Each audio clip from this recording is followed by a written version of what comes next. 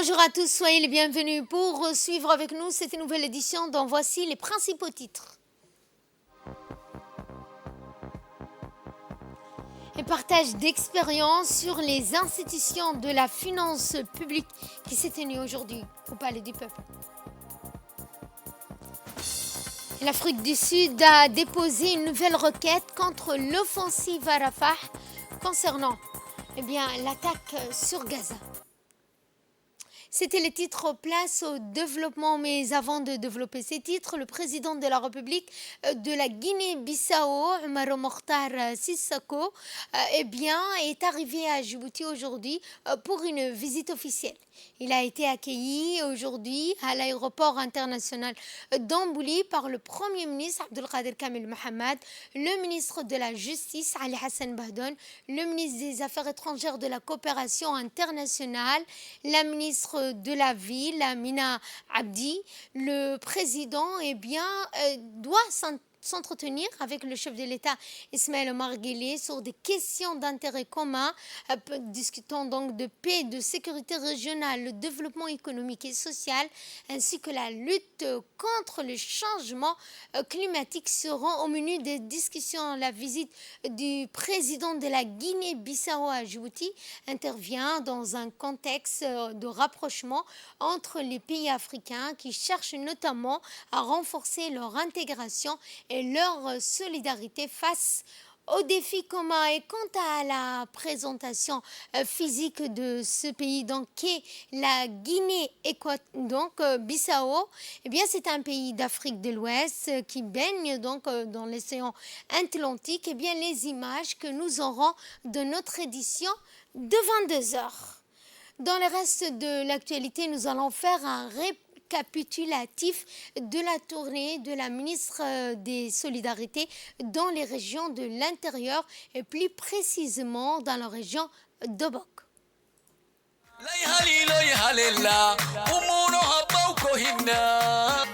Donc, comme on l'avait fait pour les régions sud, depuis notre départ d'Arta, nous avons fait cap sur le nord et en premier lieu à Obok, dans la région d'Obok, à Hayou. Et comme à l'accoutumée, nous allons directement dans les localités les plus éloignées. Et donc nous nous sommes dirigés à Ali Dada, à Obok. Et c'était vraiment pour arriver, c'était assez fastidieux à cause de la route. Inch'Allah, il y aura donc nouvellement la route pour Ali Dada. Toute la communauté était très très contente. Nous avons reçu avec vraiment ferveur et nous étions toujours contents en tout cas d'être reçus de la sorte parce que nous représentons donc le gouvernement qui a à sa tête le président de la République qu'ils ont élu, qu'ils ont choisi et c'était vraiment un accueil vraiment royal. Je remercie vraiment les habitants de la localité de Ali Dada, de la sous-préfecture de Ali Dada en général. Donc comme à l'accoutumée, nous nous sommes assis avec la communauté, nous avons récolté leurs doléances, nous avons également essayé de voir et sonder un peu la population et les uqal et les femmes par rapport à tous les projets de lutte contre la pauvreté que le ministère des Affaires sociales et des Solidarités mène dans la sous-préfecture de Ali Dada. Et pour être tout à fait honnête, il n'y a pas eu beaucoup d'infrastructures sociales de base là-bas. Et donc là, cette fois-ci, nous allons mettre vraiment le focus sur Ali Dada dans notre nouveau projet, Inch'Allah. Et nous avons promis beaucoup de choses à la communauté. Nous espérons les réaliser courant 2024, Inch'Allah, bi'Iznillah. Puis après, donc, Ali Dada, on a visité également à l'intérieur de Ali Dada des récoltes. On a vu que c'était vraiment des parimètres agricoles. C'est ce qui était agréablement, pour nous, c'était agréable de voir qu'il y a vraiment des périmètres agricoles parce que ça leur permet, nous aussi, ça nous permet de soutenir leur activité génératrice de revenus. Puis après, nous sommes partis à Wadi. Donc Wadi, la nouvelle sous-préfecture, la toute nouvelle sous-préfecture créée de la région de Hayou. Même chose, nous nous sommes assis avec la communauté, récolté leurs doléances et c'était également quelque chose d'incroyable. On a été bien reçus. La sous-préfecture de Wadi avait bénéficié d'infrastructures sociales de base qui ont été financées par le ministère des Affaires sociales et des Solidarités et exécutées par son agence d'exécution qui est la DDS. La communauté était très contente. Nous avons même inauguré un local. Et voilà. Puis après, on est retourné dans la ville de Hayou.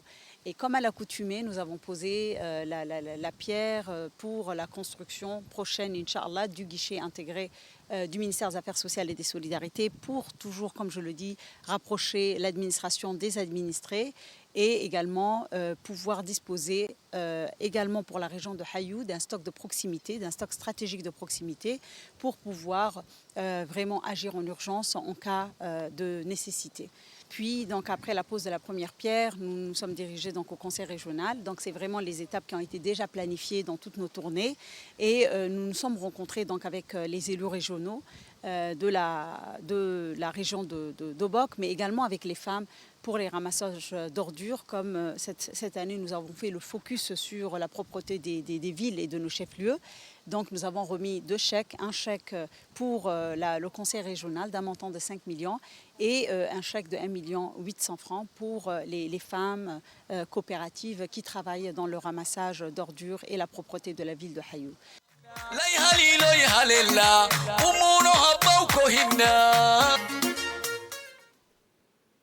Et nous allons également revenir cette fois sur l'essentiel de la caravane de la solidarité conduite par Madame la ministre Loufa Ismaël Abdo, cette fois dans la région de Tadjoura.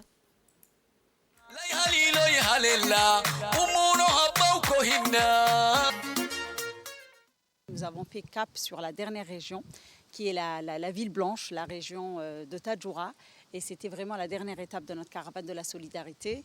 Nous avons tout de suite, dès le lendemain, nous sommes partis donc dans la grande région de Waima et nous avons rencontré les 3 localités, Adeilou sous-préfecture, Girori et Dafeneitou. Et c'est la même chose, comme vous avez dû le voir dans les images, c'était vraiment quelque chose de grandiose. L'accueil était à la hauteur même plus qu'à la hauteur de nos espérances. En tout cas, ça fait chaud au cœur et ça nous permet de nous motiver d'aller encore plus loin. La même chose, nous avons observé vraiment des communautés bien organisées, des communautés qui sont déjà à la base organisent leur solidarité et ça c'est quelque chose également d'incroyable.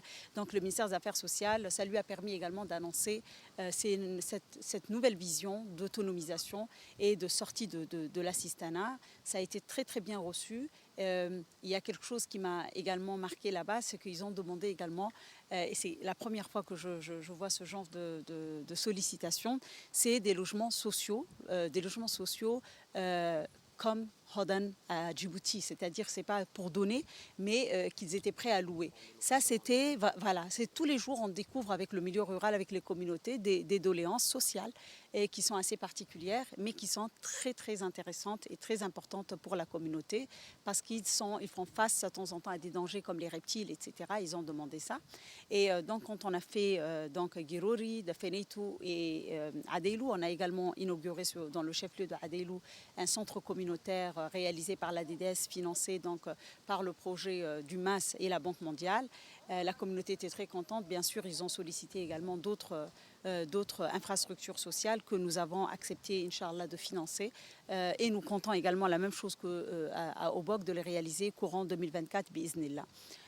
Puis par la suite, donc, nous sommes revenus sur Tadjoura, où nous avons fait donc la pose de première pierre également de notre hangar de proximité et d'une réunion avec notre guichet intégré bien sûr pour également que la population de Tadjoura puisse bénéficier des mêmes avantages que les 5 régions que j'avais citées auparavant et avoir leur propre antenne du ministère des Affaires sociales dans leur propre région. Et comme ça, les doléances, elles seront entendues beaucoup plus rapidement et nous allons exécuter plus efficacement et plus rapidement. Puis par la suite, nous avons fait donc cap sur la dernière, et c'était la région de clôture, la localité de clôture, et c'était à Sagalou.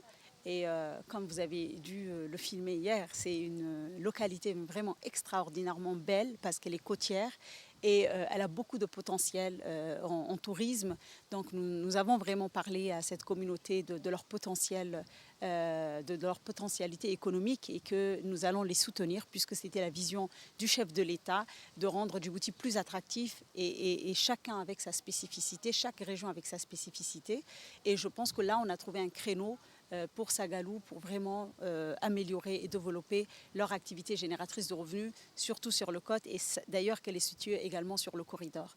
Donc là-bas, le point marquant de cette clôture qu'on n'avait pas vu auparavant, c'était vraiment l'inclusion et la détermination de la jeunesse de Sagalou dans le développement de la région. C'est d'ailleurs eux qui ont bien parlé, qui ont beaucoup parlé. Ils ont, je pense, dépassé même le temps de parole des Uqal, et c'était vraiment magnifique parce que là, on se rend compte qu'on a une jeunesse vive, on a une jeunesse intelligente et on a une jeunesse qui va prendre le relais et qui est vraiment attachée à son pays, qui est vraiment attachée à l'unité et vraiment attachée à sa terre.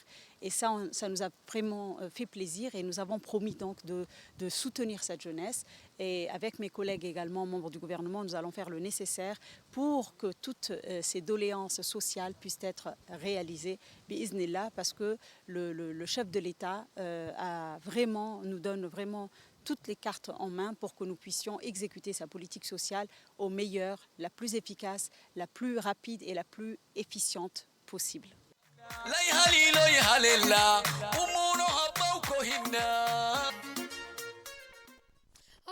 Autre actualité de ce 15 heures, une délégation dirigée par la ministre de la Jeunesse et de la Culture a participé aujourd'hui au sommet mondial de l'UNESCO portant sur l'éducation culturelle et artistique. Cette conférence qui a eu lieu donc à Abu Dhabi, capitale des Émirats arabes unis, a rassemblé les ministres de l'Éducation et les ministres de la Culture du monde entier, et ce afin d'adopter un cadre inclusif et global sur l'éducation culturelle et artistique comme pilier fondamental du développement humain et de la transmission des diversités et des richesses des cultures et des patrimoines ainsi que des arts locaux des uns et des autres dans le partage et le respect mutuel. Après les séances d'ouverture officielle, le premier atelier ministériel du sommet a porté sur la thématique essentielle de l'accès équitable à l'éducation culturelle et artistique. Au cours des échanges, les chefs des délégations ont émis leurs réalisations et expériences et ont recommandé des propositions pour accélérer le processus d'accès à la culture, à l'éducation artistique pour tous comme première étape d'un changement transformateur vers des avenirs justes, équitables, durables. Cette session s'est également concentrée sur les actions visant à favoriser et à soutenir l'équité et l'inclusion culturelle au profit de tous. Dans le reste de l'actualité, un atelier de validation du cadre réglementaire sur la data center et le cloud s'est tenu au Sheraton Hotel. C'est un événement présidé par la ministre de l'économie numérique et de l'innovation, Madame Mariam Hamadou, le directeur général de Smart Africa, Monsieur Lassina Koné. Cette réunion des experts nationaux et internationaux, des représentants du secteur privé, des partenaires techniques et financiers.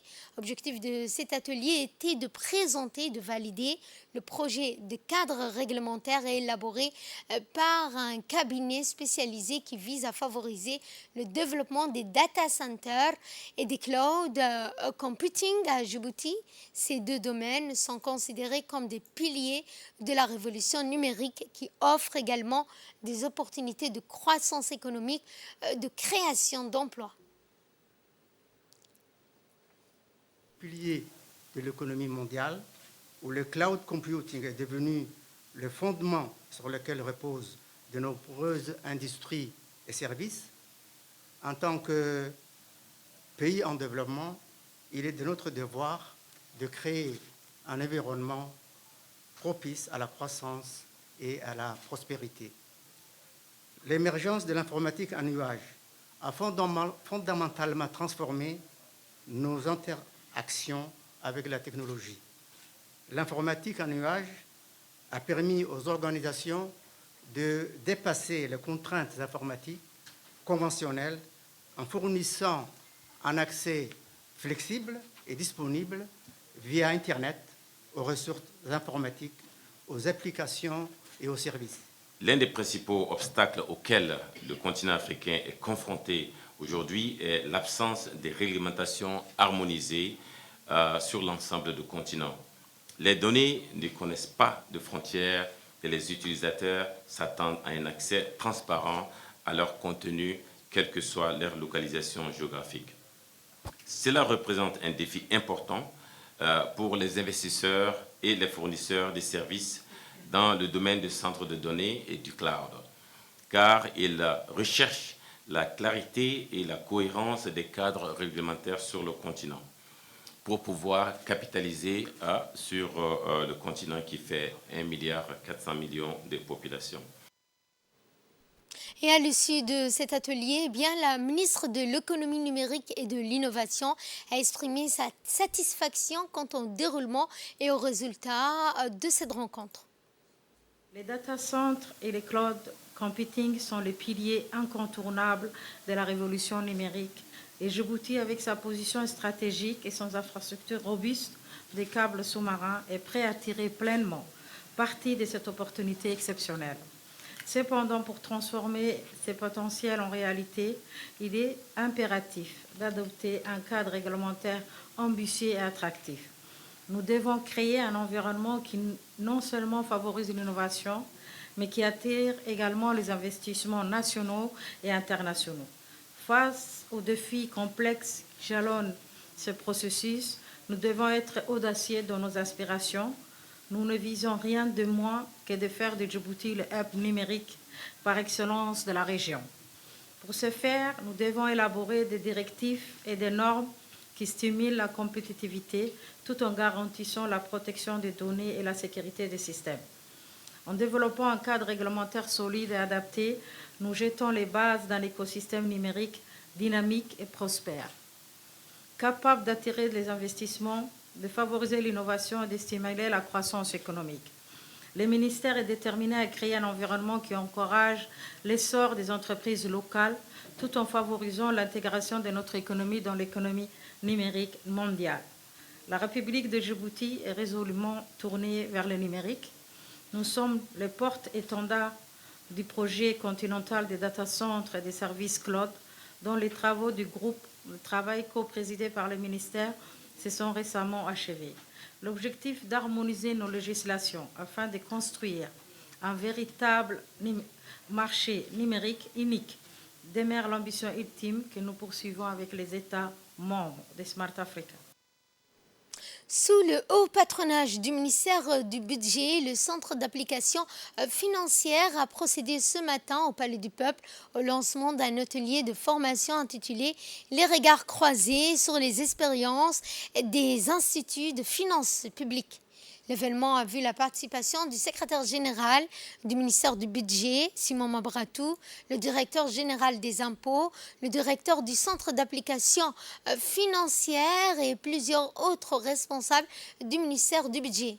Les travaux de cet atelier de formation sur les expériences des instituts de finances publiques vont se poursuivre jusqu'à demain. Quelques experts nationaux et internationaux vont partager leur expérience en matière de finances publiques et aux professionnels du centre d'application financier et en général du ministère du Budget. À cet effet, je vous propose de suivre l'intervention du secrétaire général du ministère du Budget.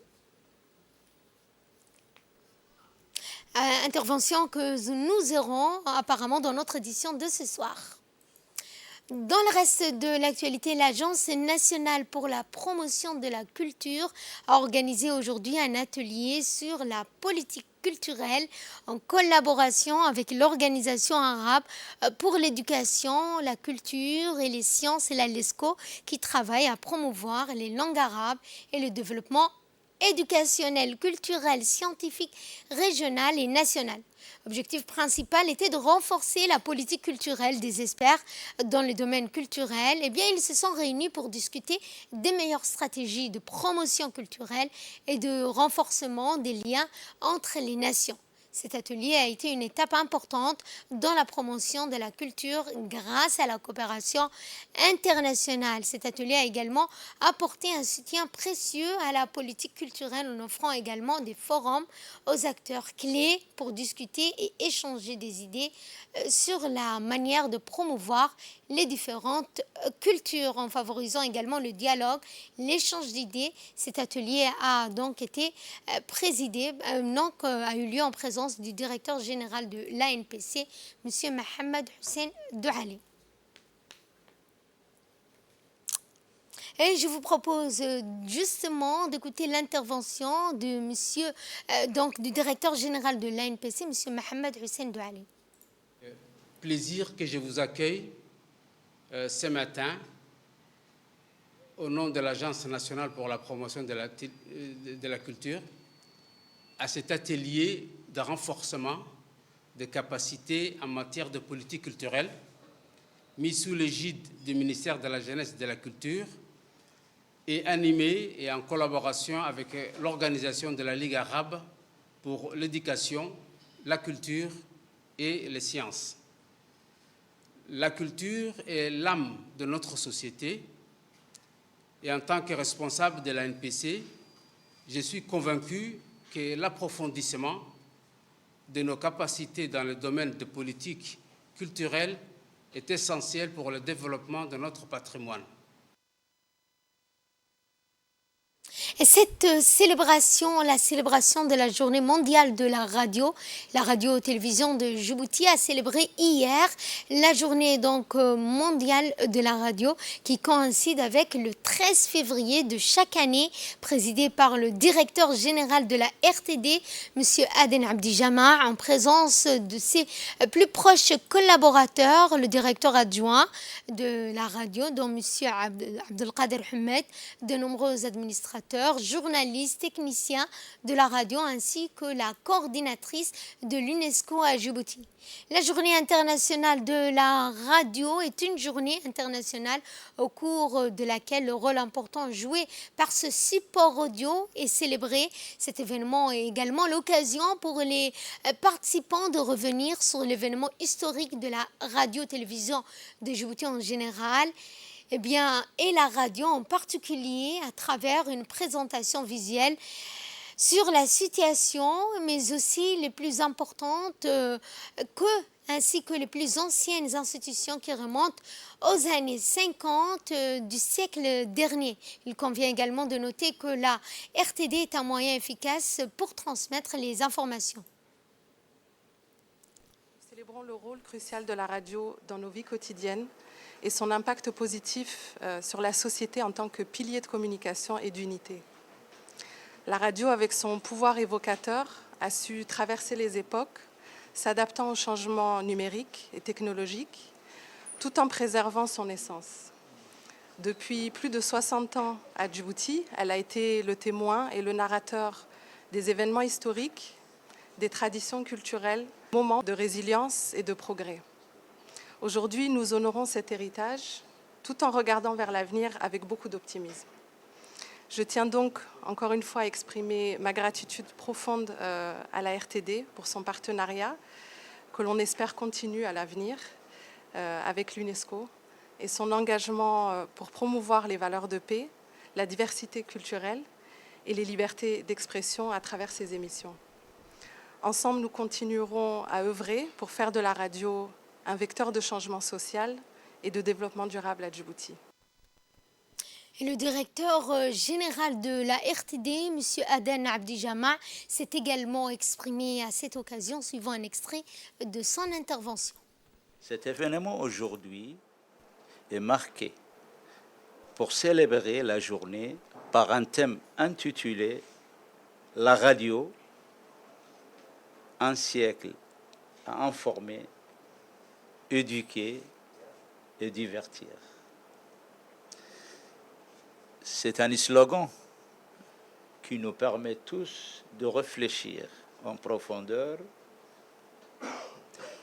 et d'apprécier le service loyal de la radio comme un outil médiatique efficace, mais aussi un moyen d'information fiable qui attire nos chers auditeurs et auditrices.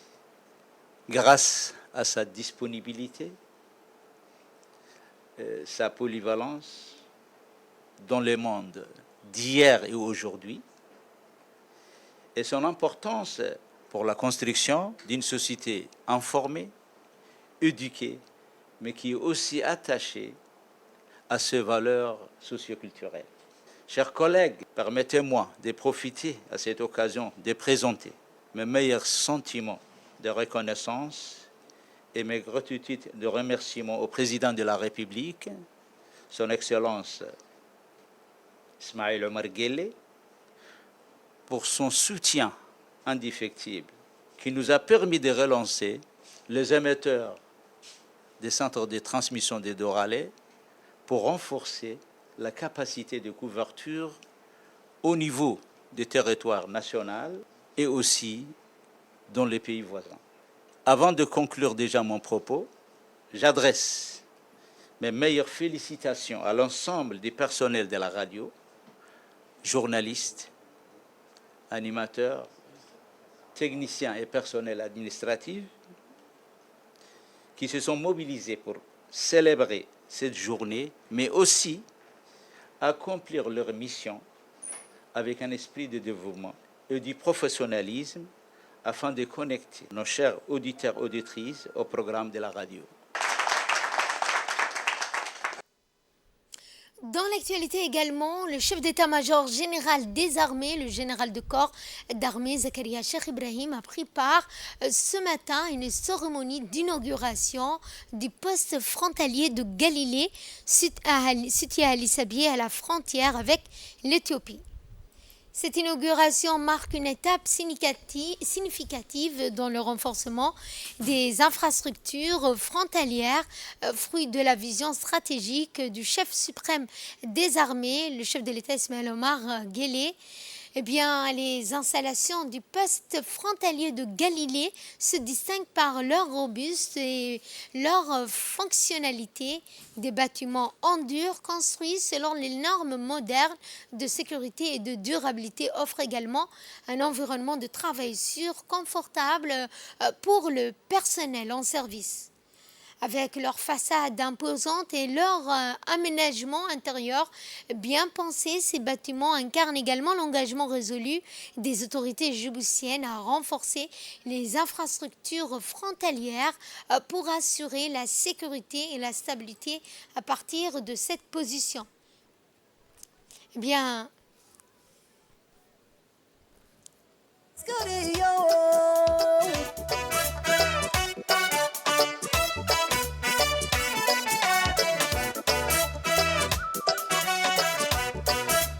tahay awoodii lagu harsanayay ma og tahay askariyo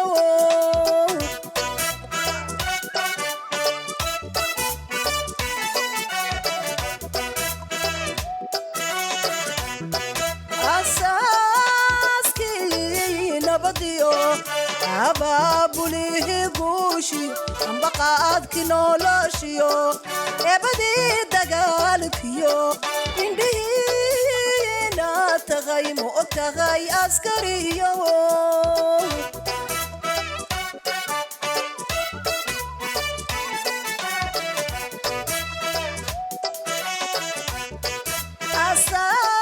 asaaskii nabadiyo abaabulihii guushi ambaqaadkii noloshiyo eebadii dagaalkiyo indhihii tagay ma og tahay askariyo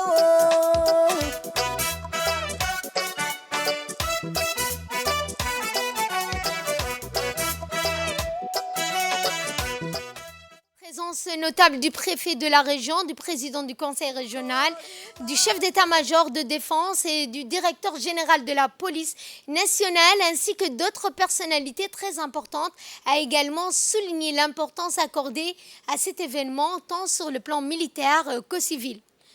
Dans le cadre de cette visite, le chargé d'affaires de l'ambassade américaine à Djibouti, M. Christopher Spinpes a donc accompagné de représentants de la coopération militaire américaine, s'est joint aux dignitaires djiboutiens pour célébrer cette étape cruciale de coopération bilatérale. Et dans la seconde partie de la visite, eh bien, l'inauguration de ce poste a été conjointement officialisée par le préfet de la région d'Ali Sabieh, Abdelmalik Mohamed Benoïta, le chargé d'affaires américain. Par la suite, le général Zakaria Cheikh Ibrahim, chef d'état-major des armées, et le chargé d'affaires américain ont parcouru ensemble les installations rénovées, examinant ainsi de près chaque aspect de l'architecture des équipements. Cette inspection a permis de mettre en lumière la qualité et la fonctionnalité des infrastructures rénovées. Ces infrastructures ont été saluées pour leur capacité à répondre aux besoins opérationnels le plus exigeants, offrant ainsi un environnement sûr et efficace pour les opérations qui y seront menées. Le SEMGA a également salué les efforts conjoints des équipes djiboutiennes et américaines dans la réalisation de ce projet. Il a également souligné l'importance stratégique de ce poste avancé pour la lutte contre l'immigration clandestine, les trafics illicites et pour la défense dans ce secteur. Des échanges de présents également ont eu lieu vers la fin de la cérémonie.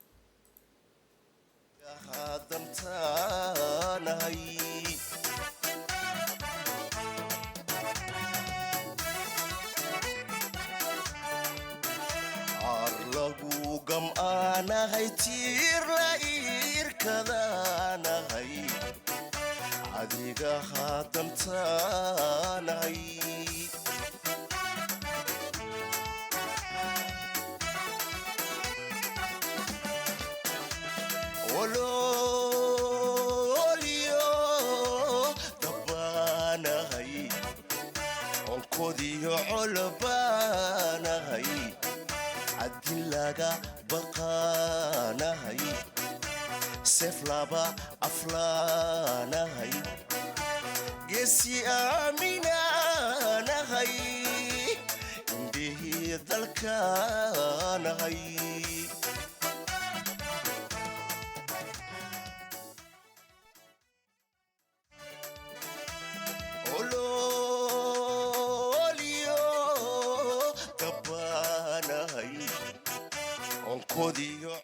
Vers la fin de la cérémonie, eh bien, des présents ont été remis, symbolisant également les liens de coopération entre les forces armées djiboutiennes et leurs homologues américains. Une photo de famille a également été prise à l'issue de cette visite. L'académie de police de Nagad a reçu la semaine dernière la visite des élèves de 3 écoles privées, à savoir l'école privée de Saline-Ouest, l'école de La Salle et l'école privée Bilal. Cette visite s'inscrit dans le cadre des journées de portes ouvertes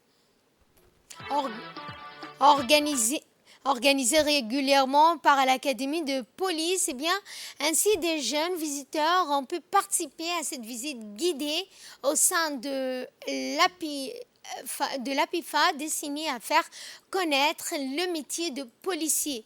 Les petits visiteurs étaient accompagnés de leurs enseignants, des responsables d'école, accueillis à leur arrivée par le directeur de l'APIFA, le lieutenant-colonel Omar Youssouf Omar, et les moniteurs de l'académie. Les visites ont donc débuté par l'intonation de l'hymne national, bien sûr, une projection sur les missions et les prérogatives de la police nationale. Par la suite, a été présenté aux enfants dans un mot d'accueil. Eh bien, le directeur de l'APIFA a mis l'accent sur l'importance des journées de découverte du métier de policier. Ensuite, les enfants ont assisté à plusieurs ateliers destinés à leur faire découvrir le rôle de la police routière et son importance pour la sécurité des enfants devant les écoles. Par ailleurs, les enfants ont pu danser, chanter avec les troupes de la police, la fanfare. Ensuite, les élèves ont assisté à plusieurs démonstrations organisées par les policiers.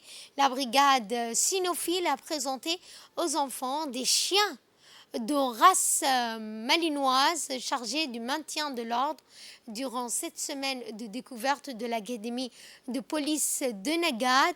Tout le personnel de cette structure était mobilisé pour guider et encadrer les élèves et leurs enseignants. Les enfants ont également pu monter sur des chevaux de la brigade équestre de la police.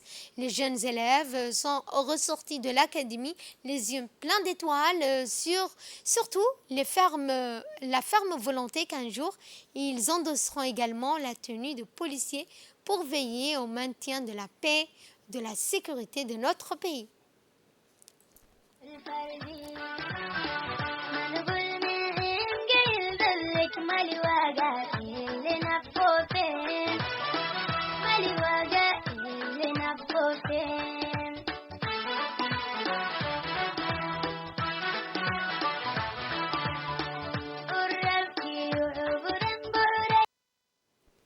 La brigade de la douane d'Ali Sabié, en étroite collaboration avec le détachement de la police d'Ali Sabié, ont mené des opérations de ratissage pour endiguer des produits de contrebande, surtout l'étendue de cette région d'Ali Sabié.